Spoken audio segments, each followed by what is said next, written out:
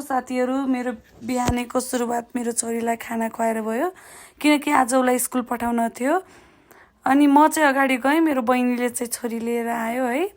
त्यसपछि चाहिँ म र मेरो साथी जानुका मिलेर के भन्छन् छोरीलाई स्कुलभित्र लग्यौँ।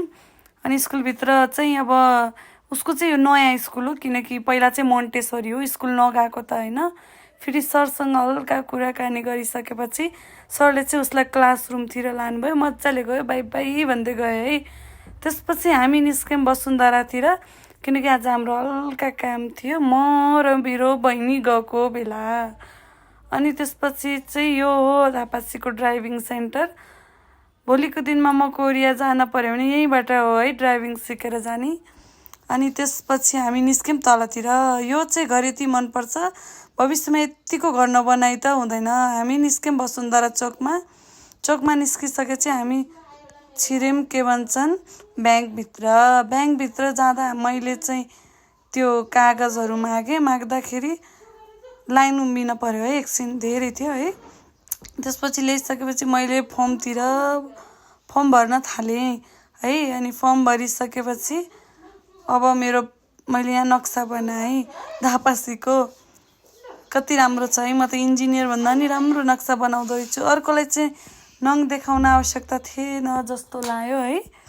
अनि त्यसपछि अब फर्म भरियो, अनि अब बुझाएर अब एकछिन उम्बिन पर्यो, खै किन हो उम्बिन चाहिँ पर्यो। त्यसपछि अब हामी निस्क्यौँ ब्याङ्कबाट, सबै काम भइसकेर अब हामी निस्क्यौँ। यो चाहिँ मेरो बुढाले पढाउने ठाउँ हो, पहिला पढाउनुहुन्थ्यो। अब हामी सिधै गली हुँदै आफ्नो रुमतिर जान थाल्यौँ।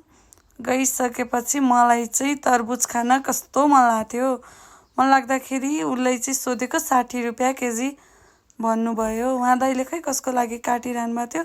मैले भने दाइ यो र यो तरबुजमा के फरक छ भने, मलाई चाहिँ अर्कोवाला मन परिरहेको थियो। अनि सोधेँ यो र योमा के फरक छ भन्दाखेरि केही नि छैन नानु भन्नुभयो। मैले अनि यो चाहिँ यस्तो छ है, अनि त्यो चाहिँ यो किन हो भन्दाखेरि कस्तो भनेर हामी दुईजनै अलमन पऱ्यौँ के।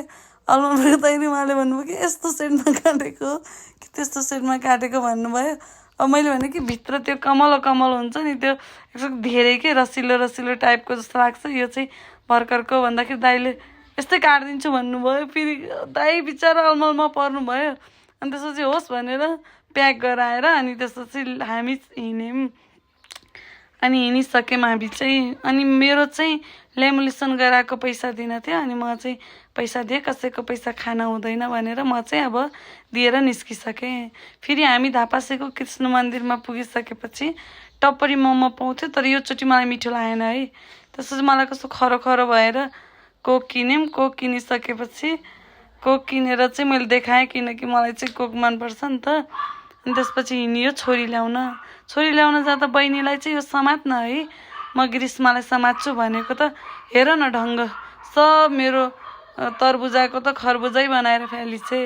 अनि त्यसपछि गेटमा आउनुभयो सिस्टर, अनि सिस्टरले चाहिँ ग्रीष्मा ओली खै भन्दाखेरि एकछिन पर्खिनु म ल्याएर दिन्छु भन्नुभयो है। एकछिन पर्खेको 5 मिनट जति हो है पर्खेपछि अनि बल्ल छोरीलाई ल्याएर दिनुभयो। मेरो छोरी भने मसँग आउन भन्दा पनि स्कुलमा रमाउन चाहिँ एकदमै खुसी हुने बच्चा हो नि फेरि। अनि त्यसपछि मैले चुम्मा चाम्मी गरेँ, किनकि मलाई यति माया लाग्थ्यो। नयाँ स्कुल हो, कसरी बस्यो होला जस्तो लाग्थ्यो। अझ हेर न स्कुल जान्छु भनेर कस्तो पिटिरह मलाई। त्यसपछि फाइनली हामी पुग्यौँ रुममा। मलाई कस्तो झ्याउ लागिरहेछ, बहिनीले तरबुजा काटिरहेछ। तरबुजा खाएछौँ, अब खाइसकेपछि ल यो हाम्रो last and final video. By by साथीहरू, मन परे